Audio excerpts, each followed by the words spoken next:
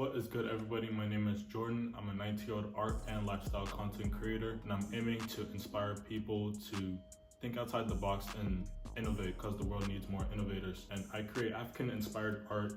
I use traditional oil paints, and I like to use traditional African cloth on my paintings. I have a similar one to this, and I'm also aiming to push a positive message through all of my artwork. So that is who I am. Before beauty comes pain. And before something becomes beautiful, it hurts first. That is something that art has taught me. Every single one of my paintings, there's this period where I call the testing phase. This is a period where you really get tested and you see how far you can go. Now, this painting right here is what inspired me to even make this video. Whenever you go through this testing phase, it's normally around 80% when you're almost done with it. And it's that point of time when all your motivation is gone. That initial spark that inspired you to make the painting is all gone, and you're just left with yourself. And it really tests you. It sees how far you can really go. Because there's always that thought at the back of your head that's saying, you can stop now. It's fine. You don't need to keep on going. You don't need to go even harder. Now that thought sounds very tempting, and you do want to listen to it because you've been working day in, day out, days on end, and you just want to stop. You don't really care anymore. You don't have that initial motivation anymore. And it's very important that you do not listen to this thought inside of your head, because sometimes people do, and they leave all their goals on the shelf. They don't keep on going.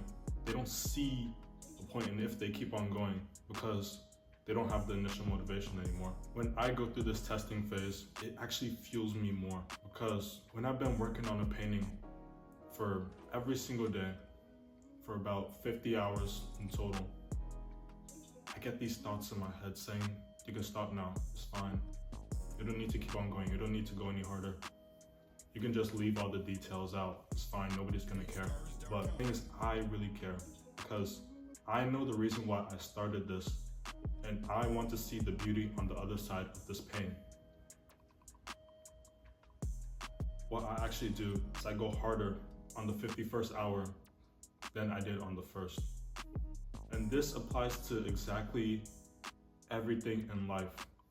Because in order to see the beauty on the other side of that mountain, you need to go through the pain of the climb. That pain of the climb can come in many different ways, and it really tests your true willpower. Willpower is gonna be there when motivation isn't. And once all that motivation is gone, you're just left with yourself. Now what are you gonna do? You have willpower. Now, it's important that you train this willpower that you have. And you might be asking, how do I train willpower? It's not like it's something physical. It's not like it's a muscle. But I'm here to tell you that it actually is like a muscle. You can actually train it just like how you train a muscle in the gym. So now what I do is that whenever I'm going through this testing phase and I feel like I'm about to crack or break, I actually recognize it. It's important that you recognize when you're in this period and actually embrace it. Because in the gym, how do you train a muscle? You go past your point of failure, you go past the point of discomfort. Because if you don't go past that point of discomfort, your muscles are never gonna grow, or they're not gonna grow fast. They're gonna go very slowly. It's gonna take you years on end to make any sort of progress. Now, you embrace this point where you feel like you're about to break, and you actually go even harder. And it's tough, because the last thing that you wanna do is keep on working. When you do, you build that strength. You build even stronger than you did before, than when you entered this project, this creation, this challenge. And then after you're finished, that resting period that you get of recovery is where the real gains are made. Because now you've trained your mind that whenever that hostility comes in, that you shouldn't panic, okay? That you have everything under control, and now you know your abilities. You know that you're not gonna break whenever that comes. Most of the time, it's not our bodies that are telling us that we're tired, it's our mind. When you break that past that wall and you actually push through it with full force and you actually go even harder, you're gonna be way stronger on the next time that you do it. You're gonna be stronger. And that is exactly what I face every single time that I'm making painting. And it's actually exactly what I faced when I made this one right here. Go even harder on the 51st hour. And after you embrace all of this, you get the ability to experience the beauty on the other side. And the beauty on the other side is only given to those who experience the pain that it takes to get there. That is the message that I wanted to spread with my painting right here.